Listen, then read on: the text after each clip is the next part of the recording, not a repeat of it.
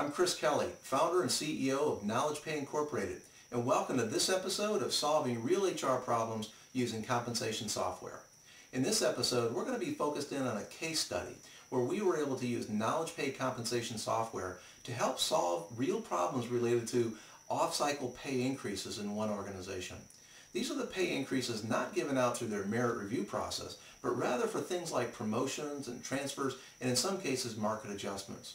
What we're going to be able to demonstrate for you in the slides ahead is both the business case as well as demonstrate the actual software, is how we were able to use KnowledgePay software to implement better controls as well as better information for managers to make more intelligent pay decisions in these off-cycle increases that they were awarding.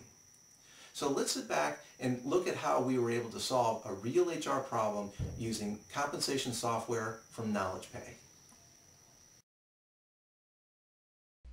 To start us off on this case study of off-cycle compensation administration, I thought it'd be good to spend a little time on the backdrop and what is the organizational context.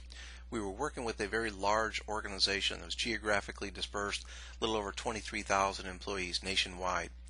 They were spending in a typical year the annual base salaries of just over $1 billion of, again, annual base salaries. In the 2 years prior to our involvement here, they had gone through a merit increase process, and they had a merit budget of 4.0%. This organization had a very well managed performance and merit increase process with a strong focus on performance management, getting good differentiation in ratings as well as the increases. They also embraced the calibration process, so there was a lot of oversight to the sizes of increases that were being administered to people throughout the organization. However, in both of those years, the company had also experienced an additional 2.0% of their base annual salaries that was being administered in off-cycle pay increases. That amounted to about $21 million each year. They had very loose guidelines and controls in place, and there was very limited, actually no ability to really do any sort of reporting and analysis on what was happening with these off-cycle types of increases. When we got engaged in the project, the senior leadership did actually make the commitment that they were still fully embracing the idea of promotion from within and the idea of having internal career opportunities as a big part of their organizational culture, and they wanted to continue supporting that as part of their employment value proposition. They also supported the idea of having pay increases for those moves for promotions and transfers as appropriate. They were very uncomfortable, though, with the lack of knowledge that they had about how, when, why, and where those increases were occurring throughout the year. What we're going to do now is we'll log into the KnowledgePay application. What we're going to be seeing, though, is actually demo company information and not the real case that we were working on. Obviously, we need to protect the confidentiality of this particular organization, but we can demonstrate the same features and functions that were used in that particular scenario.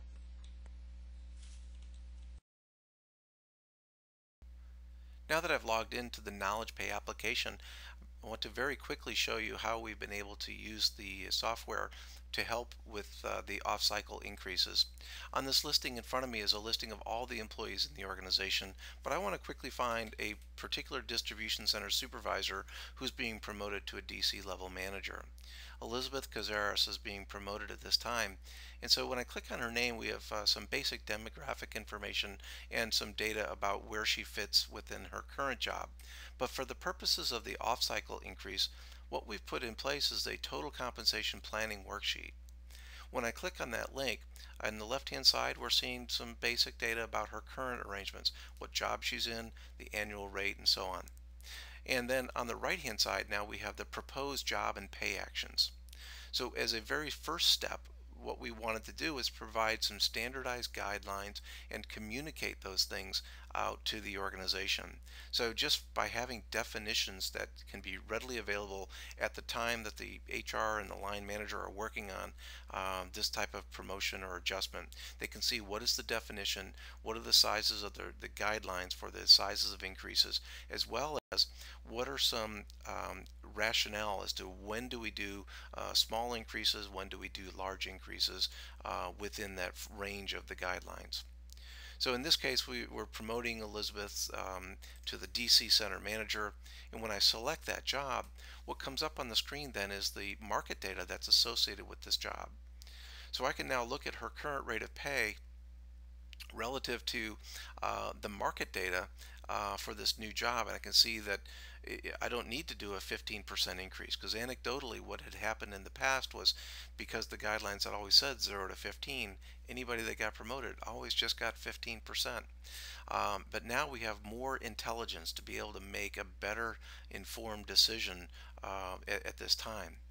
So what we're going to do is we're going to go ahead and drop in an 8% proposed increase, and let's see what happens with that. When I click on the preview action form, what's going to come up then is, again, on the left hand side, current job information, and on the right hand side now, what is the proposed action.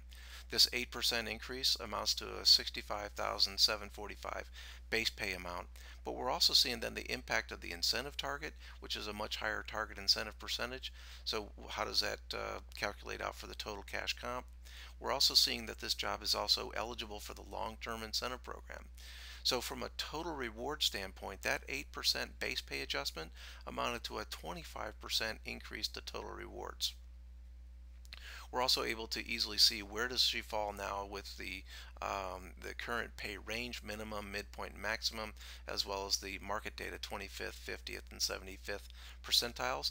And finally, where does she fall relative to the peers that are in that distribution center manager job.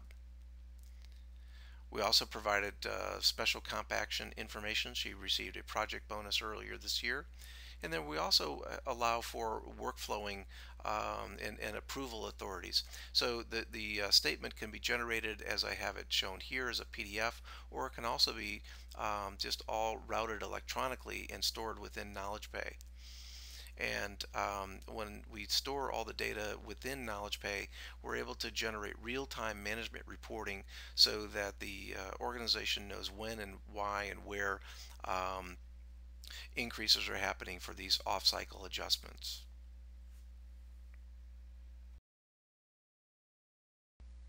As we saw from looking at the application inside KnowledgePay, it was a very simple solution. However, we were able to achieve some very significant results.